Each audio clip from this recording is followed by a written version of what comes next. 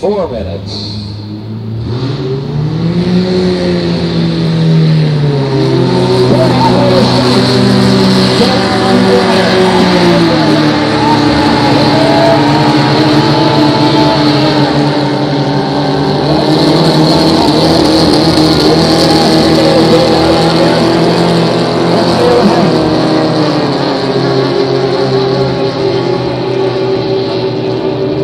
The boat that's running out there in primer gray is a 1-liter belonging to Jimmy Labrie.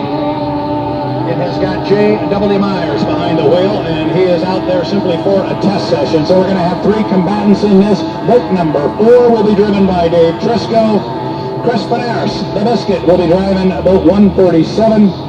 And Austin Egret will make a competitive start in that boat that he has worked so hard to bring back to life.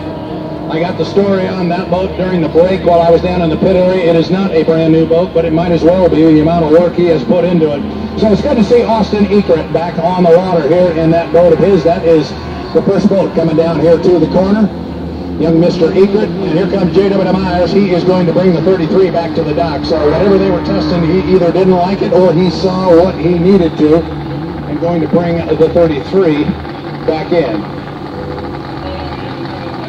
All right, so we got Dave Triscoe, boat number 4. That'll be the red boat. He will take it up to the other side. When he gets over there on the other side, he's going to find Chris Panaris in boat 137 waiting for him over there, and Austin Egret. Assume Austin would take that boat of his and put it on the outside, keep it out of trouble. He's still learning it. Hasn't had a whole lot of seat time in that boat. 2 minutes and 10 seconds. 2 minutes and 10 seconds to the start. The score up buoy at $1.15.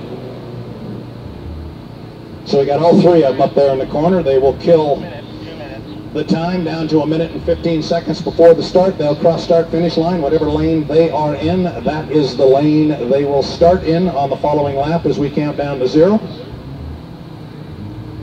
And as colorblind as I am and as wonderful as that sun is, I will not try and pick those boats out of the sun until they come down here and get a little closer to us.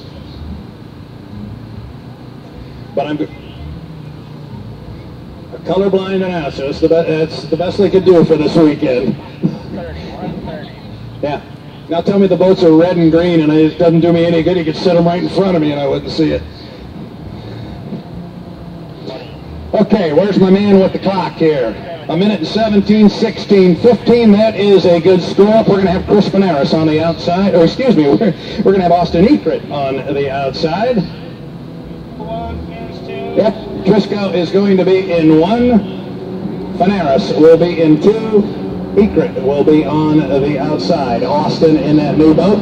Now I can certainly see him as they get down here. So we'll watch the clock. We got the lane set for 50 seconds away from the start here of our 2.5-liter stocks on a beautiful sun-drenched afternoon here at Lake Sammamish State Park in Western Washington. Couldn't be any better. They said the weather was going to build and get better all weekend. They had it called exactly right, and we are very glad that they did. 30 seconds to the start. Dave Triscoe out of Fife, Washington, driving that red boat number 4. Chris Panaris, they call him the Biscuit, Team Toothpick Racing, S137. He will be in lane number 2, and Austin Egret will have his boat, the 36, with the green deck on it. They will have him on the outside. 10, Counting down to the clock, we're inside. 10 7, seconds to the start. 5. We are 4, 3, 2, 1. Mark Chris Panaris right on the button. If he wasn't across, certainly looked good from here. He was certainly there with a lot of boat speed, and Austin Egret says, well, let's find out if this new thing will run. I'll run down there with you. Austin Egret getting an opportunity to really measure himself right here with that boat that he's been working on something fierce. Well, he's getting an opportunity here to kind of measure himself, but Chris Panaris is off the first turn and on his way down the backstretch. Austin Egret says, I'm going to try and run you down here a little bit.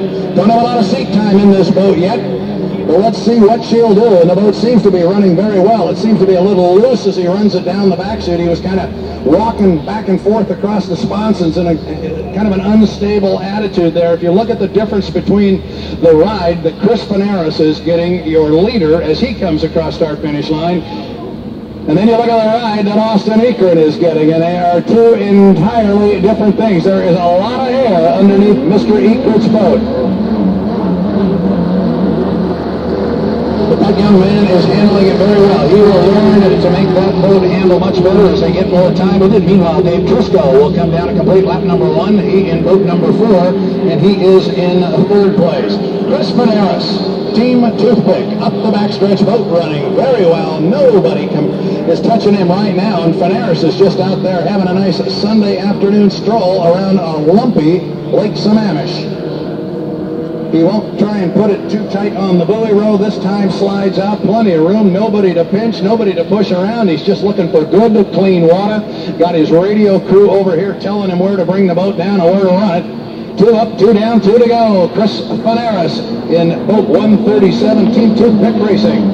Austin Ekrit, a solid second right now. Had an opportunity to run hard down to the first turn alongside Chris Fanaras and kind of measure himself a little bit and see exactly where that boat is on the curve of becoming competitive. And it certainly looks as though he is going to have a pretty solid piece by the time we find our way over to Pateras at the end of August. Look for Austin Ekrit and that boat to be putting on a pretty good show.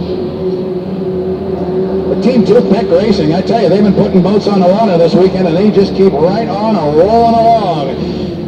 The white flag comes up for Chris Fanaras. Everybody in Team Toothpick has got a nickname. The only way you get a nickname is you have to have it given to you by the big dog, Sean Warren. That's how you get them. And probably there's some stories there that I'm not sure we can all share, but there's some good ones, I am sure. And this man is called the Biscuit. Chris Fanaras, 1 lap to go, 3 in the books. Comes Austin Ekrit. So good to see Austin. This guy, I don't know when the last time was, he got some sleep and spent some time with his head on the pillow. And I thought maybe he lost power there just as he got to the entrance pin of the corner, and I think he did. He is dropping down in the water. That's too bad, Austin. Just as I was about to say how good it was for him to get out here on the water after all the work that he has put into bringing that boat out and making it competitive. Meanwhile, Chris Fanaras will come down. The white flag comes off of the start-finish line. The black and white checkered flag goes up, and 1 more in the books for Fanaras. And that boat, the Waiachmigo S-137.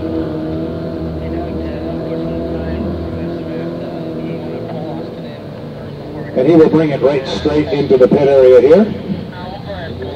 Chris Fanaras. Austin has popped out of the lid of his boat. Boat number 36. And meanwhile, Dave Triscoe will come off the upper corner. He will come down, square his boat up, and he will pick up a 2nd place finish here in our 2nd heat of the day for 2.5 liter stocks. Me, come on, Dave. Get this thing across. Dave Triscoe has lost power. But there the checkered flag waves, and he did. I thought there for a minute Mr. Fanaras wasn't going to make it across start-finish line, but he did finish. He did finish, though. He lost power, but... Yeah. Once you saw that checkered flag actually wave, that was the indication that he had made it across. Now, he's got to come across that line under power. Yeah. We've had that discussion many times. Drifting across is a whole other game.